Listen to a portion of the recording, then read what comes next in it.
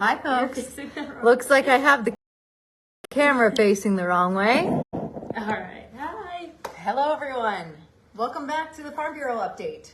It's been an exciting week here in Helena. We are now at the end of the week. It's the week preceding the revenue transmittal deadline. So we actually saw a rush of bills again this week, including many new ones. Mm-hmm. So what do we want to start off with? Let's start off with some good news. Yeah. So some great news. We've been talking for almost a month, over a month, about House Bill 642. We've given lots of updates. You've seen it in our Boots on the Hill, in our legislative resource, in our legislative highlights, all the things, all the publications. We've been talking about why it's bad for agriculture, why it's bad for farmers and ranchers. It has to do with exempt wells. So just a quick update. This took away a lot of the sideboards when it came to exempt wells and was taking away the ability for farmers and ranchers, water users around the state to really be able to protect their water rights. It's very short and brief, but the good news, the update, is that on Wednesday in House Natural Resources, they did take executive action on it, and it was voted down on a do pass motion, which means the bill was tabled.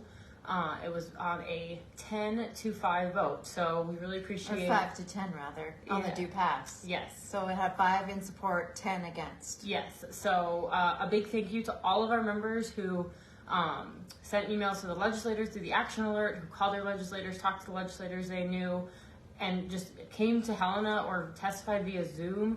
All of that is so helpful, and so it's just a huge kudos to you guys as members to show what can happen when you show legislators here in Helena how much you care.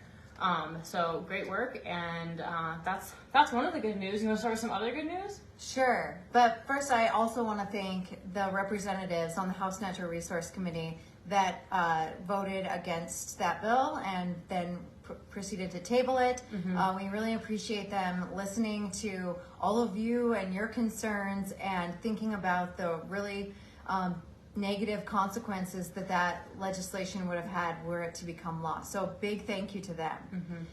Mm-hmm. We also, moving on to something a little different, we had a couple resolutions this week that confirmed some important appointees. First, we'll talk about the resolution that confirms the governor's appointees to the Board of Livestock. There were 3, 2 new ones and 1 reappointment. So one new one is Lillian Anderson from Park County. She's a Farm Bureau member. Thank you, Lily. And she's going to be filling the dairy seat. We also had a all-in-one hearing. They also confirmed William Kleinsasser, who's going to be filling the pork seat, and confirmed the reappointment of Nina Bacchus, who fills one of the cattle seats. So, she's been on for many years, has come through a lot of difficult times, helped navigate the Department of Livestock through those. We know that Lily serves on the Park County Farm Bureau Board. She's a very dedicated Farm Bureau member. We know she's going to be equally dedicated and hardworking on this Board of Livestock. And Mr. Kleinsasser has a great experience in pork, which is becoming harder and harder to find in our state this, as our ag economy changes a bit.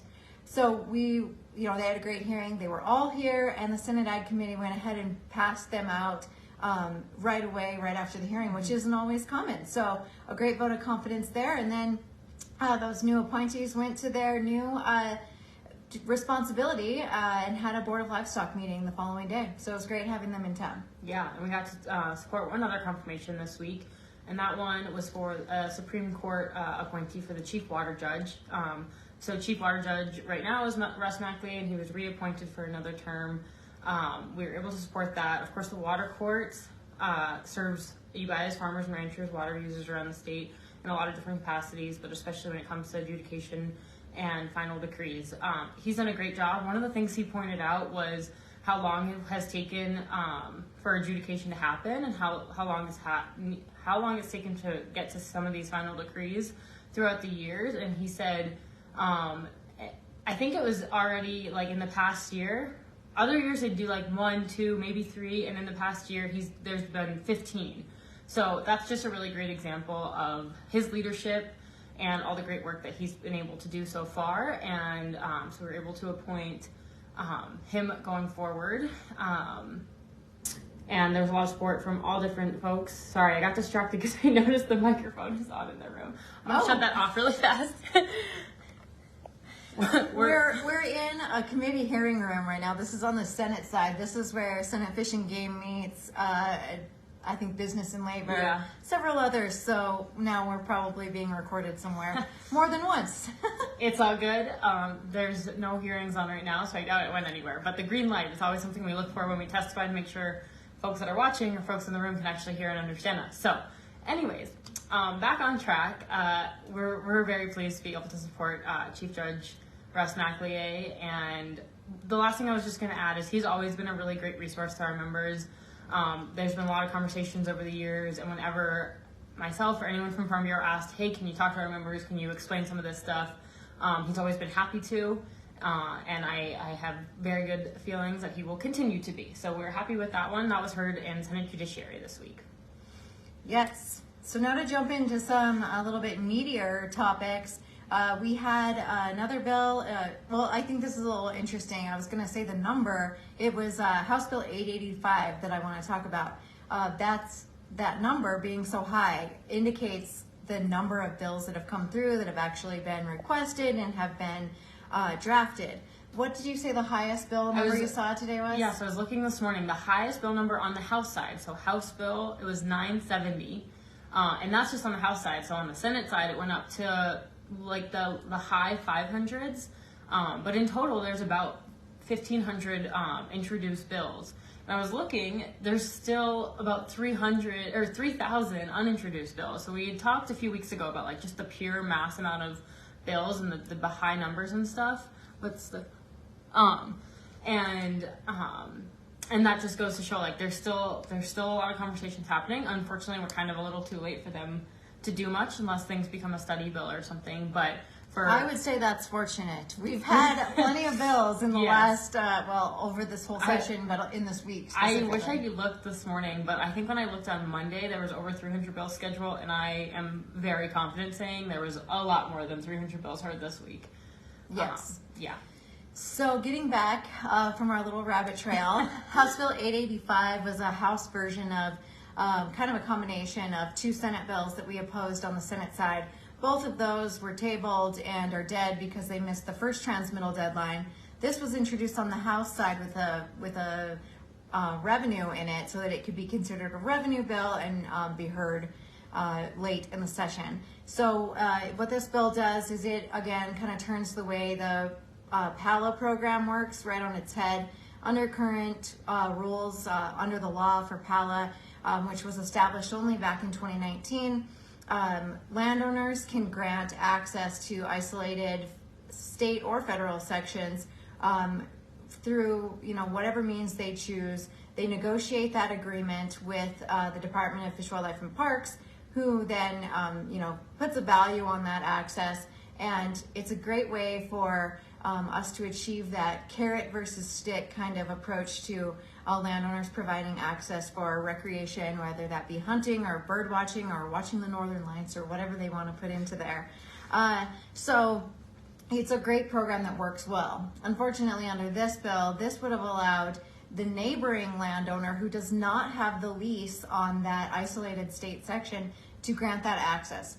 Let's remember that that is legal already. That can happen. There's nothing preventing that from happening. But what can't happen is that neighboring landowner who does not have control of that state or federal lease for grazing or ag or whatever it may be cannot enter into one of these agreements and basically be provided an incentive to do something that would likely cause some very serious neighbor-to-neighbor concerns. That bill was heard in House Natural Resources on Wednesday and tabled the same night. So that was good to hear, or it was good to have that kind of response from the committee, just kind of emphasizing that they want to preserve the integrity of the program as it stands. So that's another bit of good news. I'm just checking up here to see if there's any questions. Remember, if you have any specifics, please do type them in and we will answer them. What do you have anything before I talk about some property taxes? There was a lot of tax bills. Nicole is our tax queen, so she testified on 95% of them. But I did testify on one tax bill talking about local option sales tax. It's a bill we've heard many times in different variations. What this one would do is allow the large cities in Montana, Billings, Bozeman, Helena, Kalispell, Missoula, to be able to have a local option sales tax that would have to be voted on by the folks in those areas, and then they could they could tax people on if you're going to a sporting event, going to the movies, shopping, things of that nature. Staying in a hotel. Yeah, and then like being able to profit some on the tourist industry. Obviously, our tourism is huge in Montana. We know that.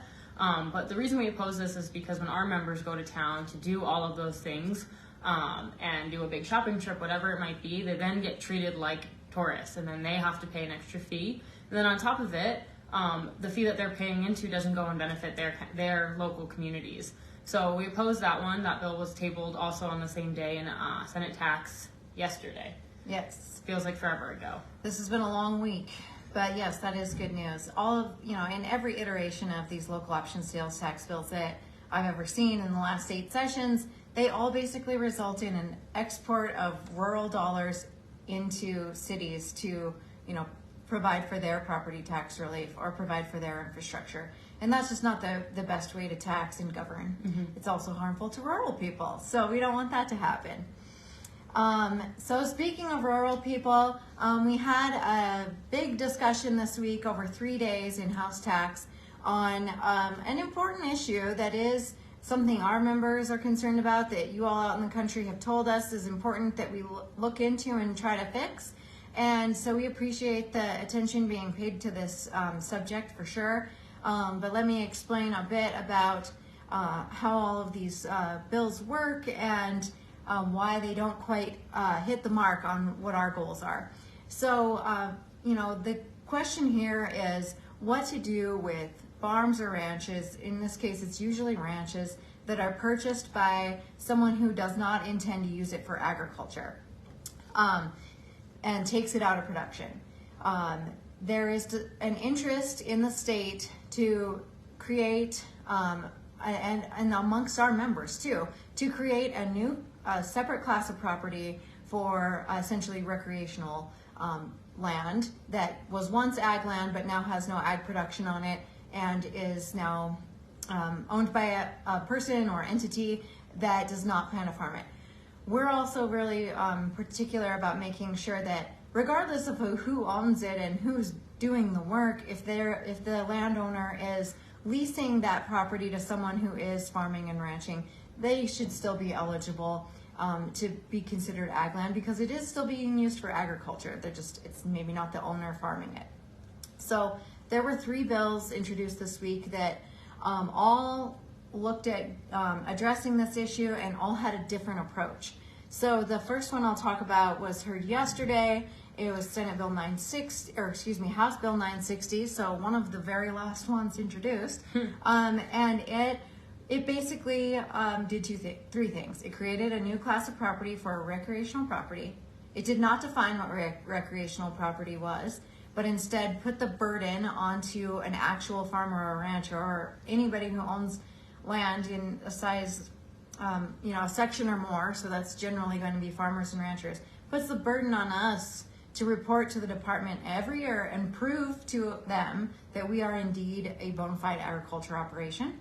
That's one problem. And the other thing is it added means testing, which means if the owner of that property earns more than $200,000 in adjusted gross income, they would no longer be eligible for Class 3 ag land classification on their property.